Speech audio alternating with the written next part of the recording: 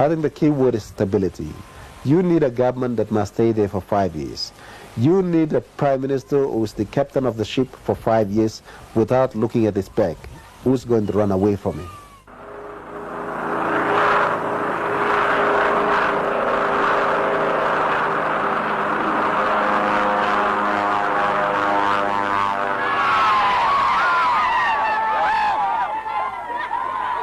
So the Papua New Guinea chapter began on the 16th of September 1975. All corners of the country took part in the independence celebrations by staging their own festivities.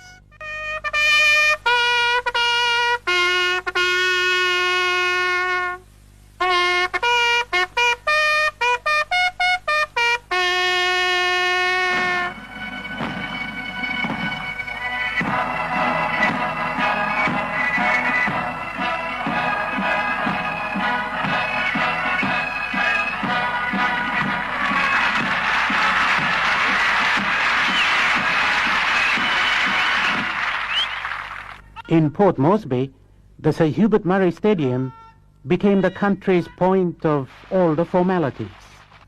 The lowering of the Australian flag signaled the end of the colonial era.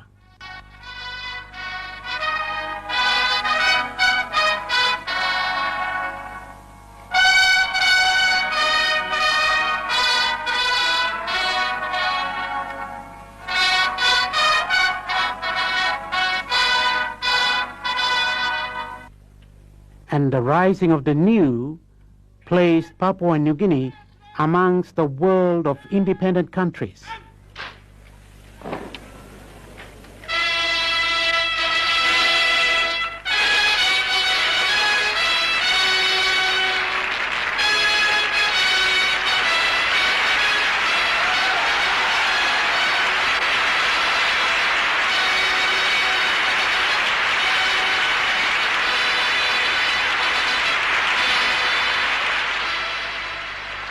It was an exciting time.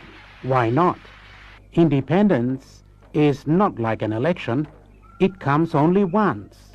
And to be part of it was a privilege, a moment of great expectations. It was also an emotional time.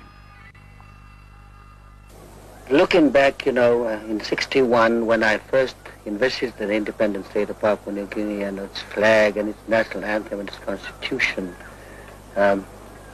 when people sort of slammed me and said I was rather communistic minded, I was rather pinkish or reddish, I was extremely left, that I was a man ahead of my time, I did not dream that I would be able to live through those turmoil days to witness this.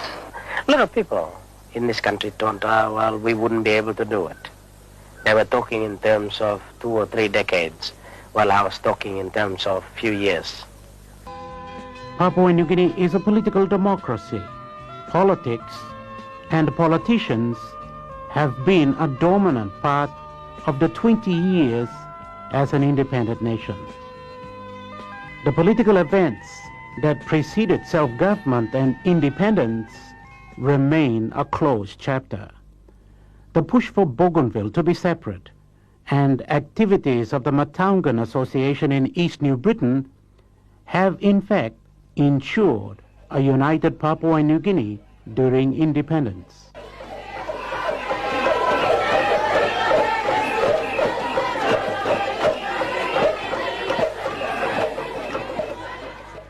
Mr. Deputy Speaker, listen. Now, long this time, you are right in this permission. Long walk, you go ahead. That's all suppose. Government belong now, he come back. Only must look good, long when him kind of agreement only by walking. Now, suppose you mean like run him this place, you mean master long this place long politics, you me too. Look out, all people belong in me, master belong economics, all man. Belong, look out him, development belong here, Bombay fitting people belong in me. It all began here in downtown Port Moresby. What's now left of the old House of Assembly is perhaps an unfortunate landmark of our independence. But development had to come. The country's new 26 million kina parliament at Waigani is a culmination of modern technology and Papua New Guinea tradition. That setting is very much how this country has developed in the last 20 years.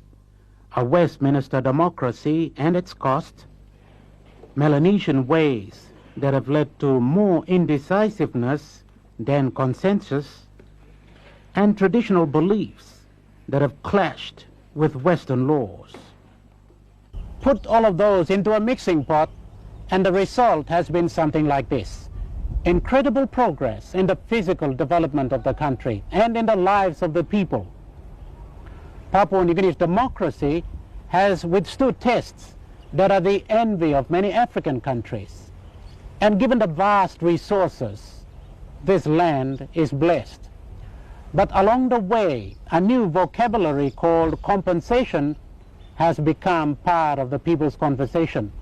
A work pattern called corruption has apparently made inroads into high places. And Papua New Guinea's biggest threat to its future prosperity and stability are Bougainville today and law and order.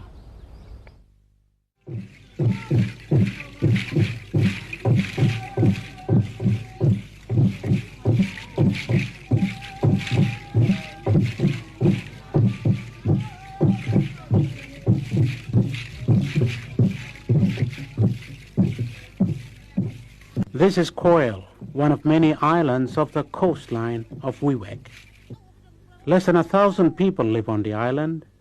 This big day is to mark the opening of a new guest house, the first such on the island, built by a couple.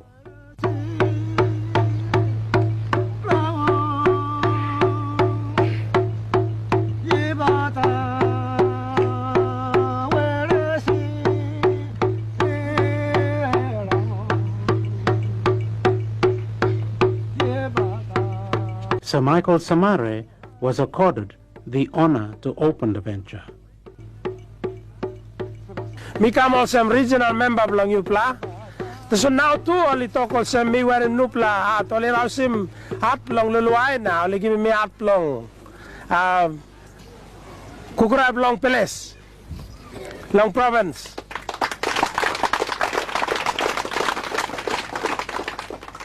That was one of the first jobs Sir Michael performed as governor of East Sepik. He emphasized the importance of this type of village-based accommodation facility for tourists. Under Sir Michael, tourism is to become a priority and developed as a long-term industry. Sepik only write him long book. All get a book long world finish long tradition and culture belong this la province.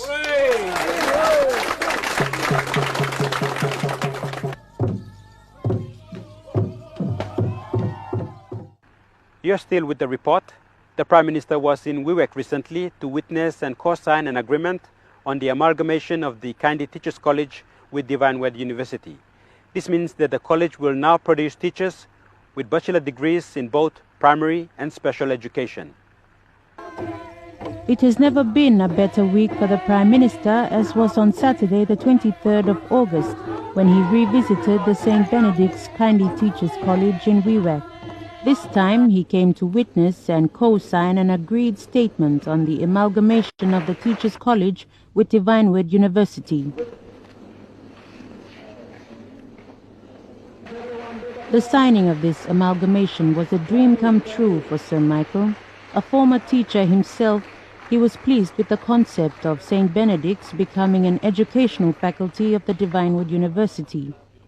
The college will now produce teachers with bachelors of degree in both primary and special education.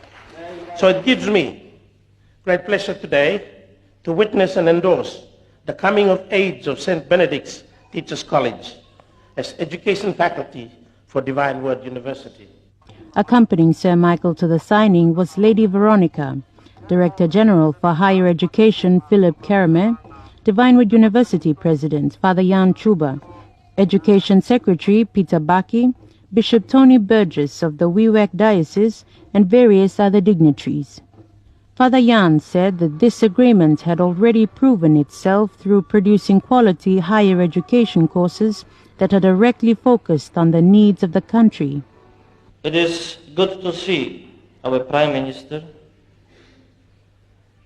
taking part of this historic moment in the development of teachers' education and higher education in his epic province and our country, and even better to see him here at the new Divine Word University campus. Your interest in the development of higher education and teachers' education is much appreciated, and we hope we can take it as a recognition by you of the contribution this university is making in the development of our country through providing quality graduates to serve this nation. Education Secretary Peter Baki made it clear that the partnership between government and other bodies such as the church is the way forward, and he emphasized teacher development. The lubrication process is the education system. The influential component in this lubrication process is the teacher.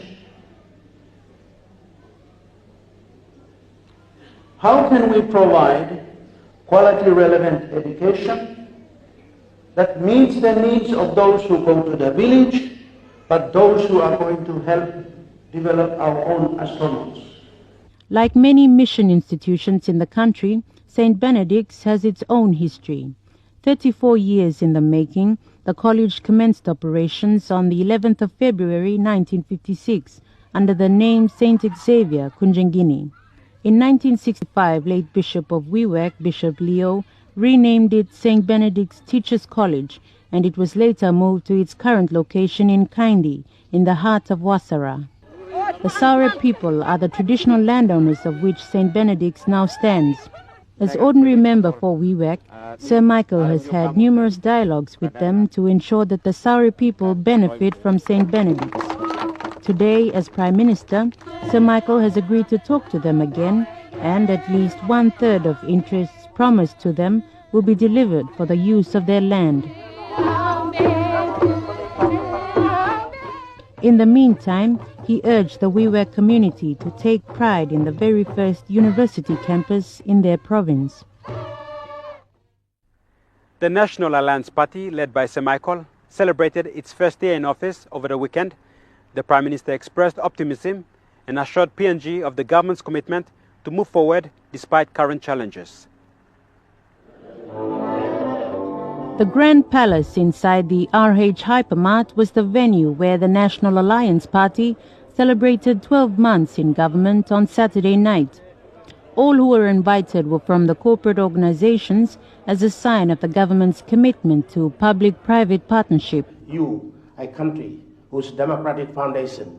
In his official speech, Sir Michael was reminiscent of the 1960s and early 70s when Papua New Guinea achieved political and constitutional independence. There were those less optimistic about independence and claimed with a sense of misguided certainty that Sir Michael and his party would plunge the country into bloodshed and chaos. At the time of the nation's silver jubilee and slowly moving on to the 28th year of self-governing, Sir Michael was determined to come back and, with the help of his alliances, put a brake on the country's deteriorating situation. This was what Sir Michael wanted, and he was pleased with the slow but sure progress of the NA-led government. The Prime Minister spoke in parables when he explained to the guests what is currently happening. After 12 months in the office, the sea remains rough, but we are piloting the ship to safer waters. We can see the sea getting calmer, the rain slowing down, and the wind weakening. The sun is beginning to shine. The navigator has confidently plotted the course to take.